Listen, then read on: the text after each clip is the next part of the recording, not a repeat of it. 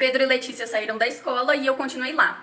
Aí já era o segundo ano do ensino médio e eu lembro que estava naquela época de prestar o Enem e estava tendo vários simulados no decorrer do ano, né? E todos os dias a minha amiga Sabrina ia comigo pra escola, só que eu não lembro o motivo ao certo, né? Que aquele dia ela não foi. Era um sábado de manhã, umas 6 horas da manhã mais ou menos, e eu ia todo dia de bicicleta. E como não era diferente aquele dia, eu fui de bicicleta também. Chegando na metade do caminho, eu senti como se fosse uma facada nas minhas costas. Eu lembro que eu caí da bicicleta e fiquei sem conseguir respirar durante, sei lá, muito tempo, porque eu não... a noção de tempo naquela hora sumiu da minha cabeça.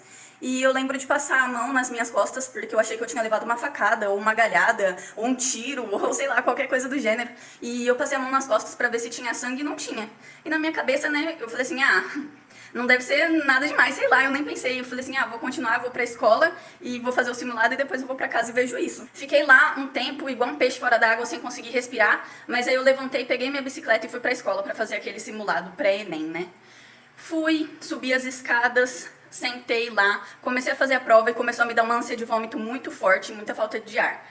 Comecei a passar mal, pedi pra professora pra sair porque eu não tava aguentando e eu lembro que eu desci e fui lá pro banheiro feminino. Só que eu comecei a demorar muito tempo, então não sei como que aconteceu, mas um professor meu me encontrou, o professor Vladimir, que dá aula de biologia, e ele me encontrou lá e eu contei pra ele que tava passando muito mal, a gente foi pra diretoria e ligaram pra minha mãe. O Vlad queria me levar pro hospital, só que a minha mãe já tava chegando, então a gente achou melhor aguardar ela. Ela chegou e a gente foi pro hospital de Promissão. E chegando lá, a gente esperou um tempão e eles falaram que era gases, que era pra eu tomar o Trimedal. Eu dormi aquele dia e eu não conseguia dormir deitada, só sentada, porque me dava muita falta de ar. Eu sei que eu fui no hospital de Promissão, no hospital de Lins, e ninguém descobriu o que era que eu tinha. Eu fiquei um mês inteiro com o pulmão colabado, que chama, com o pulmão murcho, sem ar dentro, porque me deu pneumotórax espontâneo e derrame pleural. Então, na verdade, ninguém sabia o que era, né? Todo mundo falava que era gases, até que um dia, uma prima minha, ela me ligou e falou assim, Gabi, o meu marido, ele não vai poder ir numa consulta com o pneumologista, então por que você não vai no lugar dele? Às vezes é pulmão. Aí eu falei assim, não tem nada a perder mesmo, a consulta já estava paga. Eu fui, era uma médica lá de Cafelândia. Aí eu cheguei lá, fui fazer a consulta, ela falou que estava escutando o meu pulmão normalmente, que era para eu fazer vários exames. E eu fui fazer isso, fui para a cidade de Lins e fiz o raio-x lá. Na hora que a gente saiu do médico e estava voltando para a Promissão, o médico ligou para minha mãe e desesperado e falou pra gente voltar para lá para pegar o raio-x e já retornar para Cafelândia naquele mesmo dia, porque eu tava morrendo, que ele não sabia como que eu tava viva e que era pra eu voltar, que era caso urgente de vida ou morte. Isso que não fazia nem 40 minutos que a gente tinha saído do consultório lá na cidade de Lins pra tirar o raio-x. Sorte que meu pai teve que ir na casa de um amigo dele buscar umas coisas dele lá, e aí a gente enrolou um pouco pra ir pra Promissão. Enquanto isso, o médico ligou pra minha mãe e pediu pra gente voltar. Então a gente voltou, a minha mãe não queria contar o que tava acontecendo pra mim, pra eu não entrar em choque, mas quando ela chegou com o laudo, né, eu tava toda desesperada, porque ele mandou a gente voltar urgente, e aí eu peguei da mão dela e comecei a ler.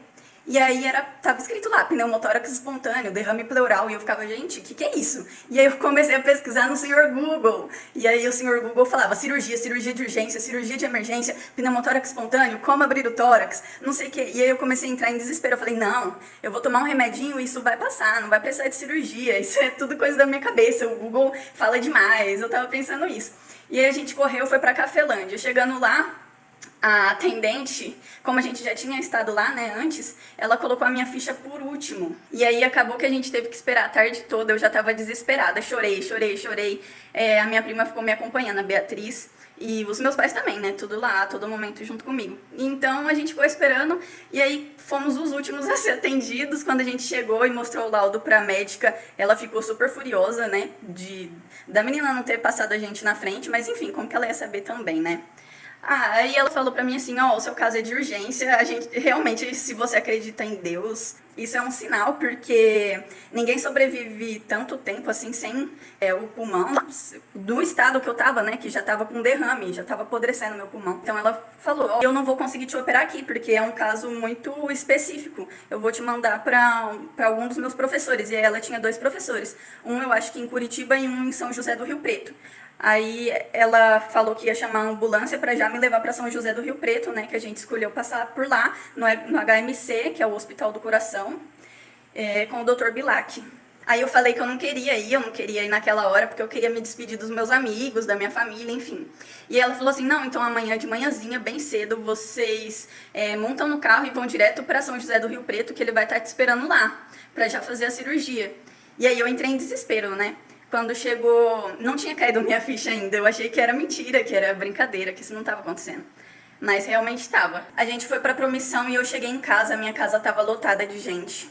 Tinha o pessoal da igreja, foi um irmão lá me ungir. Tinha o pessoal da minha escola também que foi me ver, porque a gente realmente achou que eu ia morrer. Então todo mundo foi lá me visitar como se fosse aquele último abraço, foi bem triste.